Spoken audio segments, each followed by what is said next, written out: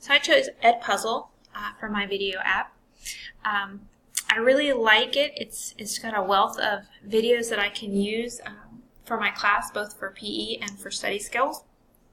And it also allows me to edit those videos as I show them, provide questions, voiceovers, a lot of neat little things.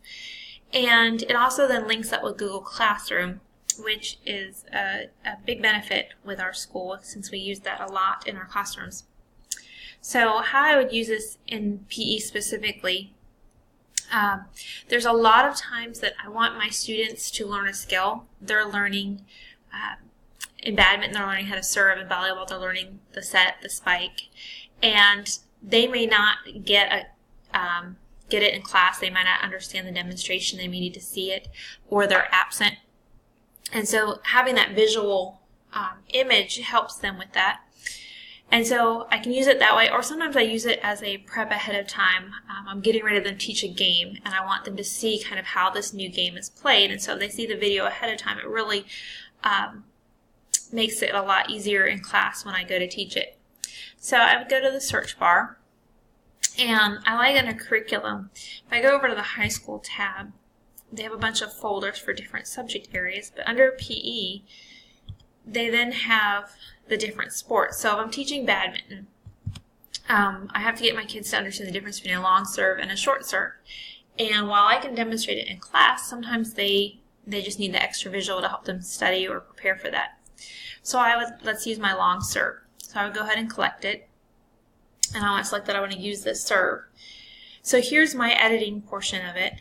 I can, as I'm watching it, I can decide I want to cut something out, make it a little bit shorter, or there's a specific area I want to look at. I can do that and save it.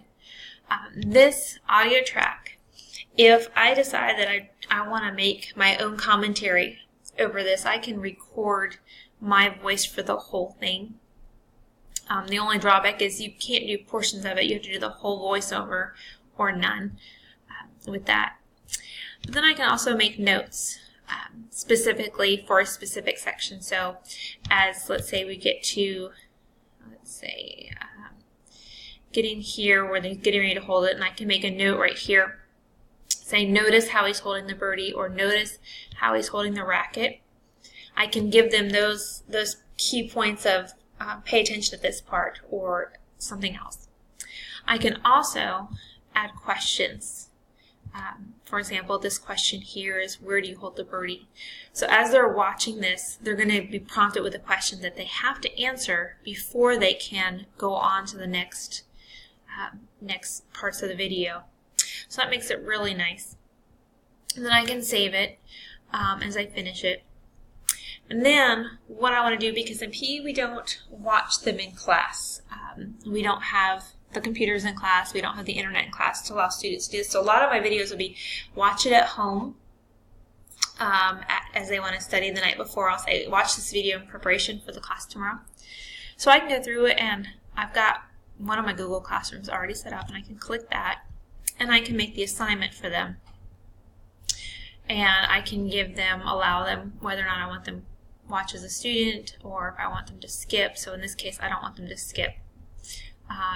With that, I can then post it to their classroom and give an assignment date for them so that they'd have to have it watched by whatever date I choose, and then assign it. So then if I go back to their classroom over here, I can see here's their assignment that they were posted with, and I can see who's watched it, who hasn't, and with that. Now the other thing I can do, let's say I want to do something with my, just kind of a random search. I can go over here to random search. They have the YouTube videos, Khan Academy, I love for math. TED Talks, I use a lot of them in my study skills class. So if I want to find one, specifically here we did The Secret to Great Public Speaking, you can see there's several options that have been done, and I can go through and find them and then assign them to that class. So that is EdPuzzle.